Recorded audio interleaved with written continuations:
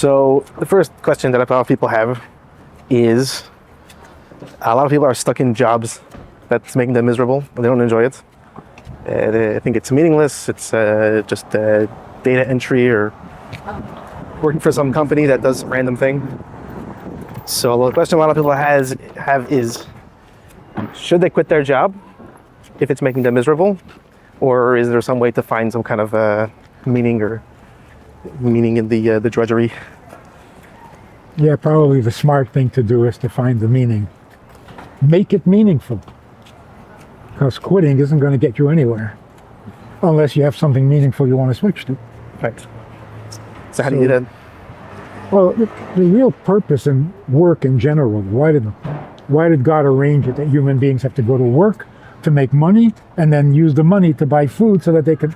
It's such a roundabout, complicated, convoluted... It's not only to make money and to have what to eat. In fact, if we had what to eat without making money, we would be so much happier. Probably healthier. True. So the purpose is to make contact between people.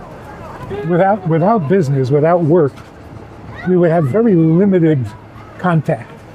We would stay within our own little cave or enclave and never get to meet people that we meet because of work. So take that into consideration and start looking around the contacts you make, your customers, your suppliers, and see what you can do to make their lives better, meaningful, learn something from them, teach them something. Bring in the human element here, because that's really what it's all about. And that makes it meaningful. So what if someone is in such a job and they do have these contacts with people, what's the message that they should try to share with their coworkers and people they meet? I guess it depends on what the people need. You see somebody who's having a hard time, you give them a little encouragement, you give them some suggestions. You show an interest. Human contact. It's become a very dehumanized environment, Yep. the workplace. And I think that COVID made a big difference. People realized you don't have to be in these horrible workplaces where there's nothing but greed and jealousy and competition and backstabbing, and who needs this? So hopefully we're not going to go back to that. It was not a healthy place. And so everybody is on anti-anxiety pills. I mean, something's wrong. So make it a more humane environment. Spend half of the time at work doing something for your community. Because you really don't need... Oh my God. You really don't need... Just smile. Here we go. You really don't need 9 to 5 for the business. Right. At least 3 of those hours are pure waste of time. At least 3, maybe more. Use that time to think of ways to improve the community, improve the quality of life. Do something mental. It would change the atmosphere in the office or in the workplace. It would take away the nastiness, the discomfort. It would bring us back to life. Do you think that this problem is or was before COVID is a modern problem, or do you think that it was always like that? I think since the Industrial Revolution, when having a career became as important as having children, and then it became more important. Right. I mean, that's dehumanizing. A guy comes home and his children annoy him because he already put in his day's work. What? Garbage? He already put in his day's work. He has his life. He's lived his life. What do you want from me now? So the family is actually like a disturbance in his life.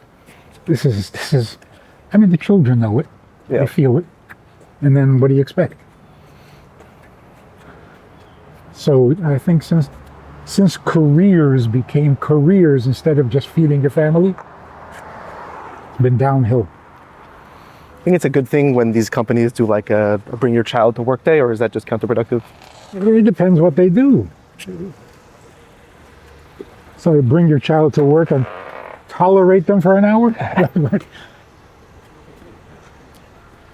There's got to be a little more substance to it than that. Some people raise their kids, tell them to get a job. How should they talk to them about that? The importance of working and being independent and stuff like that. I think it's already overdone. It's so overdone that the children don't want to hear about it. Right? There's so much emphasis on working and having a career and getting rich and successful that it's disturbing. It doesn't represent a true purpose in life, and yet it's presented as if it is. And kids know it.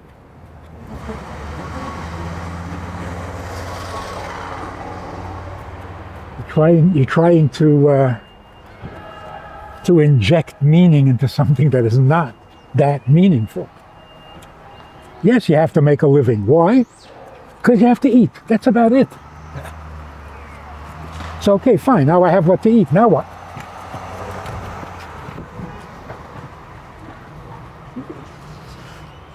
It's basically maintaining an existence without really having a life.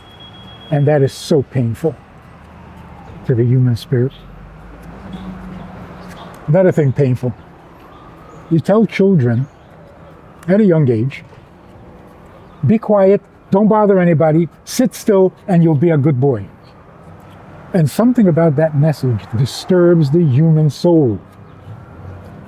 Sitting quietly is goodness? That's what makes me good? No, that's a trained dog. So there's something about the human spirit that rebels and says, that's being a good boy? Good for what? Like the comedian says, parents don't want justice, they want quiet. So, okay, you got quiet, and that's my life? Right. So even before we give them the bad message that making money is life, we give them an even worse message. Don't do anything, and that's the best. What message is it? So then people say, well, what do you expect from a 6-year-old? Besides quiet.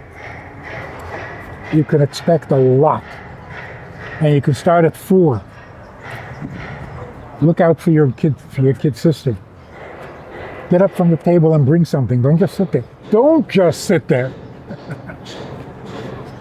What did you learn in school? Say something.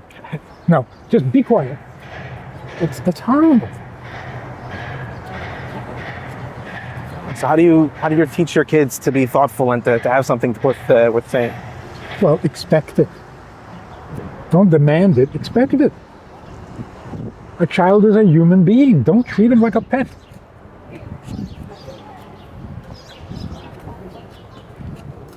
I think today people expect more from their pet than from their kid. More activity? Fetch. Kid doesn't even have to fetch.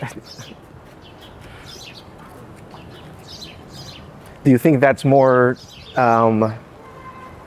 damaging for boys than girls? Or do you think it's about the same? Essentially, it's the same.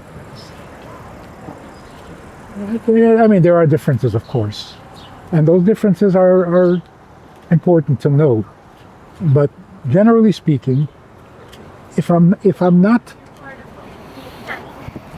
contributing, then my existence becomes intolerable. I can't just exist and not contribute. It goes against the human soul.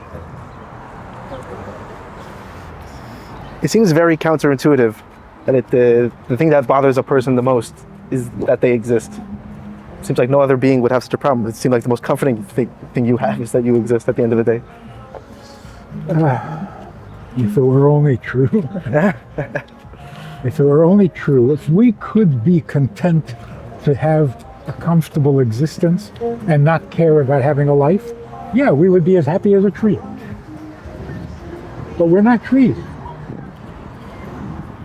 So, no, it's not going to work. Why is that?